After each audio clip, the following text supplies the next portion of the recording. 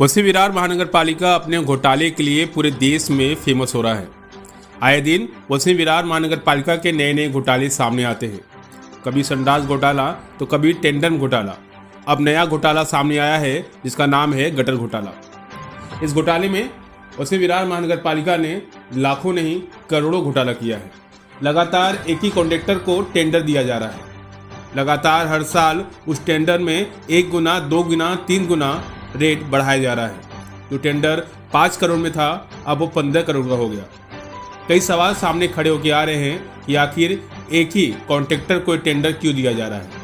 Contractor बाबा contractor को लगातार वसई विरार महानगर पालिका के बड़े कॉन्ट्रैक्ट दिए जाते हैं। लगभग 30 करोड़ के इस घोटाले में वसई विरार महानगर पालिका के आयुक्त अनिल पवार भी शामिल हैं। इस घोटाले में राजेंद्र लाड, अजिंक्य बगाड़े भी शामिल हैं। कई दस्तावेज सामने आए हैं। पहले तो कांग्रेस के पदाधिकारी रामदास वाघमारे ने आरटीआई मारा, लेकिन जानकारी देने में वसई विरार महानगर पालिका ने आनाकानी किया। उसके बाद कोर्ट के आदेश के बाद सही जानकारी उनके हाथ लगी और जानकारी देखने के बाद वाघमारे के भी होश उड़ गए, क्योंकि लगातार हर 1 साल बाद एक कॉन्ट्रैक्ट 2 गुना, 3 गुना, 4 गुना बढ़ते गया। 5 करोड़ से शुरू हुआ एक कॉन्ट्रैक्ट अचानक 15 करोड़ का हो गया और लगातार एक ही व्यक्ति को दिया जा रहा है। आइए सुनते हैं इस पूरे मामले में रामदास वाघमारे ने क्या खुलासा किया। सर, क्या कहेंगे, ये जो पूरा आपने घोटाला सामने लाया हुआ है, इसमें बहुत सी चीजें सामने आई है, किस तरह से घोटाला है, क्या कहेंगे? यह घोटाला वसई विरार महानगर पालिका के जो अधिकारी बैठे हुए हैं, उन्होंने सबने आपस में मिलकर यह घोटाला किया हुआ है, सोची समझी चाल के तहत। मैं आपको बताना चाहूँगा 2021-22 में जो टेंडर 4 करोड़ 17 लाख में पूरा किया गया था, वही टेंडर 2022-23 में पूरे 12 करोड़ तक पहुंचाया गया। इसका मतलब सीधा सीधा होता है कि टेंडर 3 गुना बढ़ाया गया।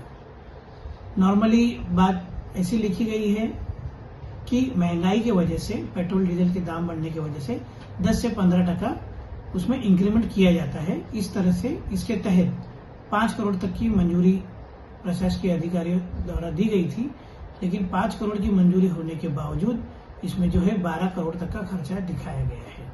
तो ये खर्चा दिखाने की क्या जरूरत पड़ी, और ये तब दिखाया गया है जबकि नाले की लंबाई जो है 192 किलोमीटर है, वही लंबाई दूसरे साल भी थी, यानी कि काम में कोई बढ़ोतरी नहीं हुई।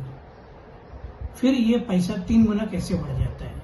ये पैसा बिना किसी की इजाजत बढ़ाया जाना, मतलब ये जनता का पैसा जो है अपने तिजोरी में जमा करने का ये लोगों ने ठाना हुआ है, और उसके तहत ये लोग भ्रष्टाचार कर रहे हैं। कौन कौन से अधिकारी इसमें शामिल हैं? अब इसमें जो अधिकारी है, जो प्रस्ताव किया जाता है, उसमें अनिल कुमार पवार साहब का सिग्नेचर है, अजिंक्य बगाड़े साहब का सिग्नेचर है। तो ये जो प्रस्ताव तैयार करने वाले लोग हैं और प्रस्ताव को मंजूरी देने वाले लोग हैं, जो भी लोग हैं, इसमें वो सभी के सभी लिप्त है। लिप्त मतलब ये हिस्सेदार है।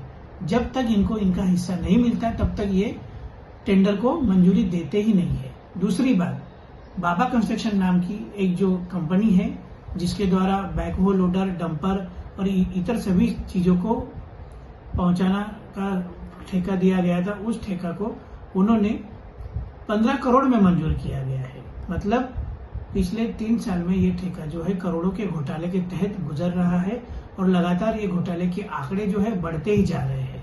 बाबा कंस्ट्रक्शन कंपनी के लिए मंगाए गए टेंडर को रद्द किया जाना, और टेंडर रद्द करते समय एक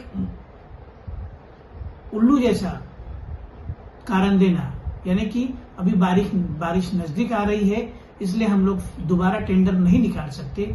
ये जो रीजन है, ये जो कारण है, ये दिखाता है कि भ्रष्टाचार अधिकारी जो है नींद में ये सब घोटाला करते हैं। जब तक तारीख नहीं आती तब तक ये लोग सोते रहते हैं, और तारीख आने के बाद में अपने फेवर में जो टेंडर ठेकेदार है उसको ये टेंडर सौंप दिया जाता है। बदले में ये लोग की हिस्सेदारी लागू रहती है।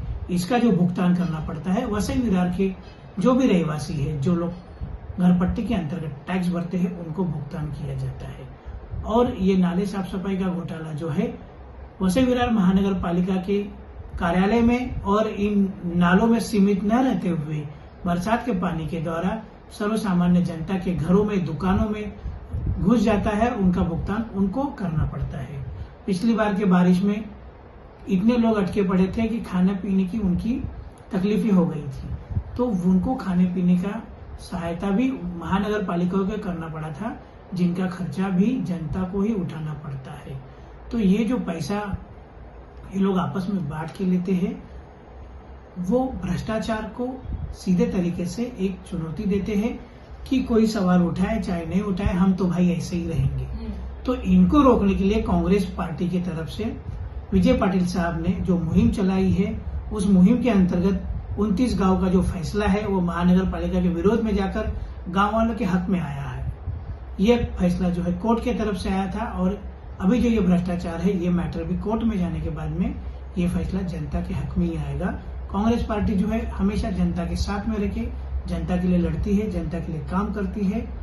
ये आपको बहुत जल्द नजर आएगा। अभी आपकी मांग क्या है इस पूरे घटना को लेकर? जो भी इस भ्रष्टाचार में लिप्त है, जिन सभी के हाथ इनमें डूबे हुए हैं, जिन्होंने जनता का पैसा अपने घर की तिजोरी तक पहुंचाया है, उन सभी को यहां से हटाया जाना आवश्यक है, और यही हमारी मांग है। अन्यथा ये मांग कोर्ट में ले जाई जाएगी और उन सभी को घर का रास्ता दिखाया जाएगा।